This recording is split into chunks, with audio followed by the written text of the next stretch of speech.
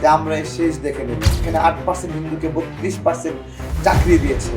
এখানে হিন্দুত্ববাদের প্রতিনিধি ছিল শেখ হাসিনা, যেই কারণে তারা বলছে যে আমরা এর শেষ দেখে নেব। এখানে হিন্দুত্ববাদের প্রতিনিধি ছিল শেখ হাসিনা, সেই হিন্দুত্ববাদের প্রতিনিধিত্ব করে করে এখানে 8% হিন্দুকে 32% চাকরি দিয়েছে। তারা 8% হলেও 32% চাকরি নিয়েছে। এটা হিন্দুত্ববাদেরই একটা লড়াই, সেই জায়গা থেকে তারা এই কাজগুলো করেছে।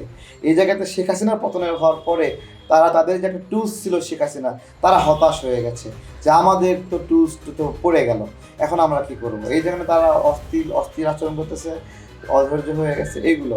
তো এইগুলো এই একটা অবস্থা। উত্তরণ কীভাবে হবে? উত্তরণ হলো যে আমাদের এই ভূখণ্ডটা মুসলিম মানে হলো চিন্তা ও ধ্যানের দ্বারা তৈরি হয়েছে। আমরা কিন্তু এই যে ভূখণ্ড, এটা কিন্তু এইরকম না যে মিক্স আপ ভূখণ্ড।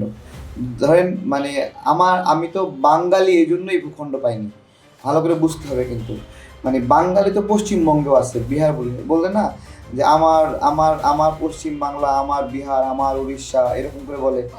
আসাম, আমার আসাম বলে। তার মানে কি এগুলো সবই বাংলা।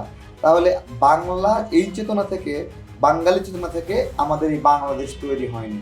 আমাদের এই বাংলাদেশটা তৈরি হয়েছে মুসলিম চেতনা থেকে, যে আমরা মুসলিম এবং এই সীমানাটা মুসলিমদের সীমানা, এবং এই মুসলিমদের সীমানা আর পশ্চিম পাকিস্তানে ওইটা মুসলিমদের সীমানা, আর ভারতের অংশ হিন্দুদের সীমানা।